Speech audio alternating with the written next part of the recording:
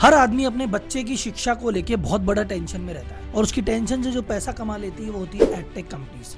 और edtech company की जब बात होती है तो सबसे बड़ी एडटेक कंपनी है बायजू, जिसके पास शाहरुख खान को एड में रखने के पैसे हैं, जिसके पास फीफा वर्ल्ड कप के लिए पैसे हैं, जिसके पास भारतीय टीम की जर्सी को स्पॉन्सर करने के पैसे हैं। बट टीचर जो उनको पढ़ाते हैं उन पे सबसे कम पैसे खर्च करता है। ये वो कंपनी है जो 100 रुपए की सेल करती है पर 200 रुपए का घाटा करती है, और इतना करने के बावजूद भी इसकी वैल्यूएशन है 1,80,000 करोड़। आखिर भाई साहब ये बायजू है क्या चीज? ये भाई साहब बनी कब थी और ये इतनी बड़ी कैसे बन गई? क्या वास्तव में बायजू को शिक्षा प्रोवाइड करा रही है या मार्केटिंग के दम पे लूट रही है कि भाई साहब किसी से कुछ भी कैसे भी ले लो? आखिर ये इतनी बड़ी बनी कैसे और आखिर इतने बड़े घाटे में आई कैसे? और इतने बड़े घाटे में आने के बावजूद इसको पैसे मिल रहे हैं तो कहां से मिल रहे हैं, कौन दे रहा है, और क्या बायजू का भविष्य होगा? क्योंकि अब बायजू आईपीओ लाने की भी बात कर रही है, तो जितने भी इन्वेस्टर मित्र हैं कि यार आईपीओ, तो बायजू के बारे में जरूर सुन लेना भैया, आईपीओ में लगाना है कि नहीं। और जितने भी पेरेंट्स कहते हैं कि नहीं सर बच्चे को कुछ शिक्षा तो देनी है, तो बायजू का कोर्स लेने से पहले वीडियो जरूर देख लेना। और अगर आपके पास नहीं है, आसपास अपने यार दोस्त भाई बंधु है, वहाँ वीडियो को जरूर पहुंचा देना, क्योंकि अंदर आपको बहुत कुछ ऐसे डार्क सीक्रेट मिलने वाले हैं जो कहीं आपको मिलेंगे नहीं।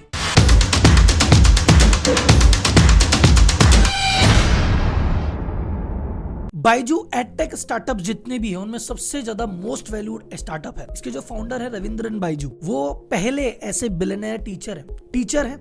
हम कहते हैं टीचर की नौकरी से क्या होता है, मार साहब हैं, बहुत कम कमाते हैं, पर ये ऐसे मार साहब हैं जो भी बिलियनियर बन गए, और बिलियन होता है 8,000 करोड़ से ज्यादा।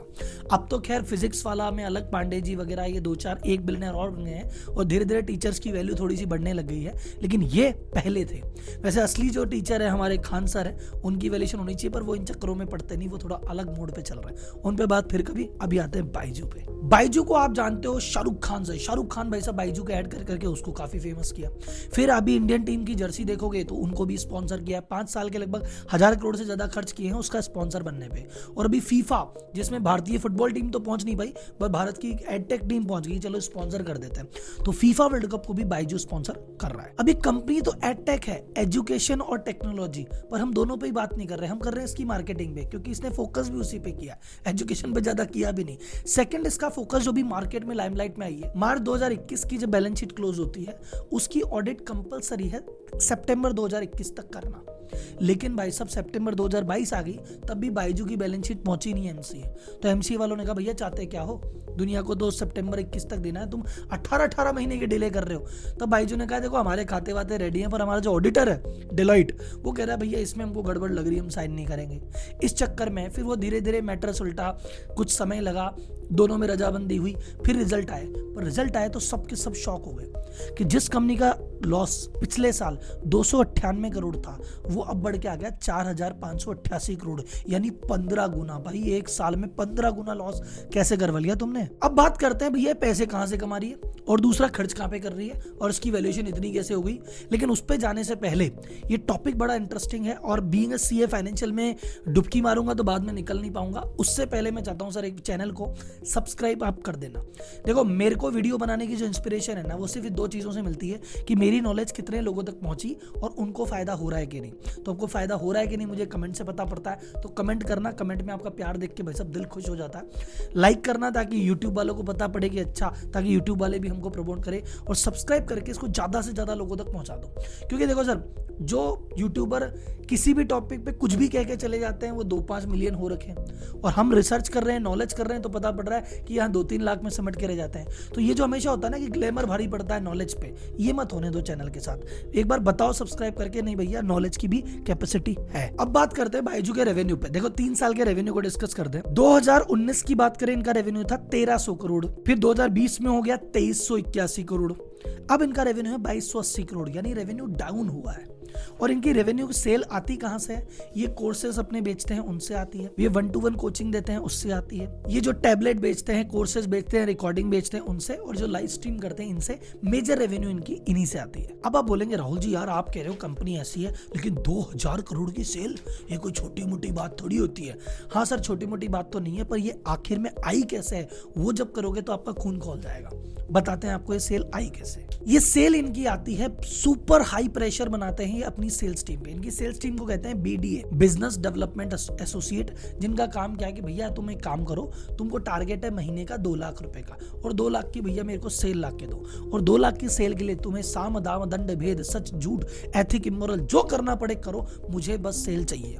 ये मैं नहीं कह रहा, ये जो उनके मैनेजर्स हैं एग्जीक्यूटिव को कहते हैं। अभी आप यूट्यूब पे गूगल पे जाके आप देखोगे ना बायजू के मैनेजर सेल्स की रिकॉर्डिंग, बहुत सारी रिकॉर्डिंग, मैनेजर्स गालियां बक रहे हैं कि भैया किसी भी हालत में मुझे तो आज की सेल चाहिए, चिल्ला रहे हैं, डांट रहे हैं, धमका रहे हैं कि भैया तूने हमारी नौकरी की, अब तेरे को किसी भी हालत में सेल लानी पड़ेगी, तेरी सैलरी रोक लेंगे, तनख्वाह रोक लेंगे, ये कर लेंगे। इतना भयंकर प्रेशर इन पे बनाया जाता है। चलो प्रेशर बनाया, उस प्रेशर में हो सकता है कि आदमी अच्छी सेल भी कर सकता है, हो सकता है सर जी दबाव बनाने से आदमी सेल अच्छी करता है, नहीं, इनके पास पूरी प्लानिंग है, क्यूरेटेड सेल्स पिच होती है। वो क्या होती है आप समझो, ये क्या करते हैं, आपको अलग अलग तरीके से कांटेक्ट करेंगे। कोई आपको कोल्ड कॉलिंग कर देगा, फोन कर दिया, कोल्ड कॉलिंग कर दी, कभी आपको फ्री ट्रायल का ऑफर दे देंगे, भैया फ्री ट्रायल है, कभी शाहरुख खान से कहलवा देंगे, कभी भाई साहब अपने अलग अलग दुनिया भर के ऐड चला देंगे।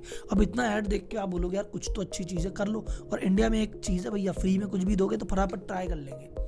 फ्री ट्रायल है ना, पैसे थोड़ी ले रहे हैं, सिंपल सी बात है भैया, पैसे थोड़ी लग रहे हैं, एक बार ऐप डाउनलोड कर लो। आप अपन भोले भले आदमी अपने कहा ठीक है पैसे थोड़ी लग रहे हैं, कर लेते हैं। डाउनलोड आपने किया, 15 दिन तक आपको क्विज देंगे और आपको मटेरियल देंगे आपके बच्चे को। अब आप बोलोगे बच्चे को अरे 15 दिन फ्री है, 15 दिन इसको खूब काम में ले, 16वें दिन डिसीजन लेना है कि नहीं लेना, तो बच्चा भैया काम में ले रहा है। अब ये 15 दिन में क्या कर रहे हैं, टेक्निकल कंपनी है, एक एक चीज देख रही है, आपका बच्चा कौन सा सब्जेक्ट इंटरेस्ट से पढ़ रहा है, कौन सा सब्जेक्ट नहीं पढ़ रहा है, कितनी देर पढ़ा, क्या पढ़ा, कौन चीज़ 2 बार पढ़ी, कौन चीज़ 3 बार पढ़ी, एक एक चीज़, कौन से टेस्ट में पास हुआ, किस तरह के क्वेश्चन के आंसर ढंग से दे रहा है, किस तरह के नहीं दे रहा है, और पूरा 15 दिन में तो नाप लिया आपको और आपके बच्चे को। और 15 दिन बाद आपसे बात कर रहे हैं कि नमस्कार जी, देखो आपका जो चुन्नू है, ये जो है इसका हमने देखा 15 दिन, देखो यार इस सब्जेक्ट में तो बहुत कमजोर है, ये सब्जेक्ट तो पढ़ता ही नहीं है, इस सब्जेक्ट को तो इतना सा कॉन्सेप्ट पढ़ने में इसने तो 3 घंटे लगा दिए, इस वाले सब्जेक्ट में तो उसके ये नंबर आए। तो भैया उसके नंबर कितने भी आए सेल तुमको कर देंगे। कैसे, उसके नंबर बहुत कम आए, देखो जी तुम्हारा बच्चा तो बहुत कमजोर है, ये तो रह जाएगा, ये तो फेल हो जाएगा, ये तो जिंदगी में आगे ही नहीं बढ़ पाएगा, टेंशन में।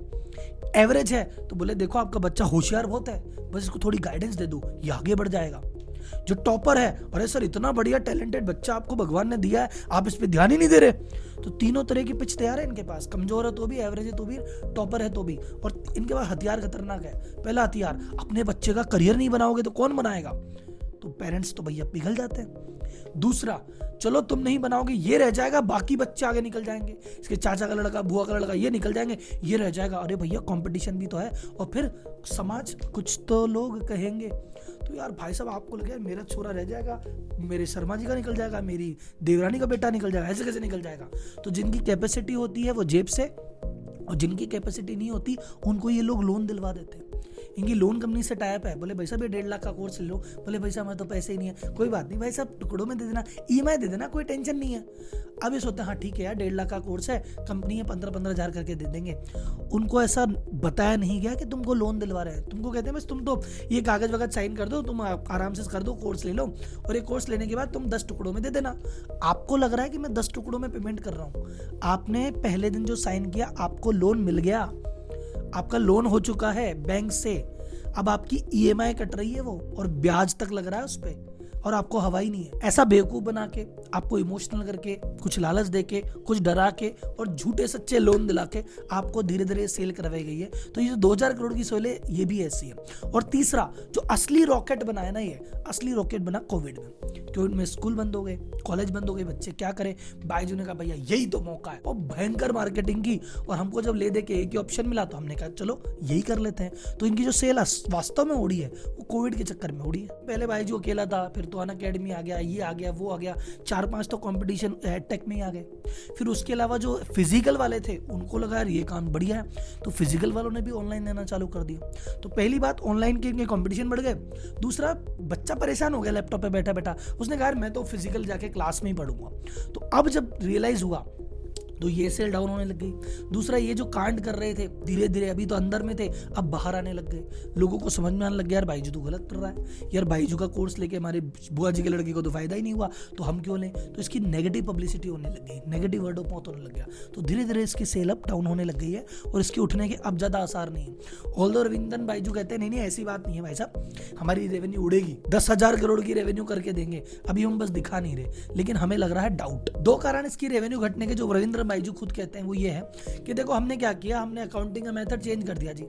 पहले हम 2 लाख का कोर्स लेते थे तो इसी साल बुक कर देते थे, अब हमने कहा नहीं 2 लाख का कोर्स है और 2 साल का कोर्स है तो 1 लाख अभी करेंगे, 1 साल अभी करेंगे, तो हमारे पास रेवेन्यू तो खूब है, पैसे तो हमने खूब कमाए हैं, लेकिन वो थोड़ा अकाउंटिंग के चक्कर में आगे पीछे हो गए, अगले साल देखना क्या देते हैं। दूसरा चेंज क्या हुआ कि ये जो लोन दिलाते थे ना बच्चे को, जैसे 1.5 लाख का लोन है, अब 2.5 लाख का लोन दिला दिया, उस पर जो ब्याज था वो बाईजू खुद ही जेब से देता था, तो उसको खर्चे में नहीं दिखाते थे। तो ऑडिटर ने कहा भैया इसको खर्चे में दिखाओ, तो जैसे ही वो खर्चा बढ़ा और इनकम आदि गई, इस चक्कर में इनकी रेवेन्यू लो है, ऐसा बाईजू रविंद्रन खुद कहते हैं। अब हम बात करते हैं कि भैया खर्चा किधर किया इन्होंने खर्चा, तो खर्चा सुनो साहब, इनका जो पिछली साल खर्चा था वो था 2873 करोड़ का, जो अब की बार खर्चा हो गया 7027 करोड़ का, खर्चा हो गया लगभग 2.5 गुना।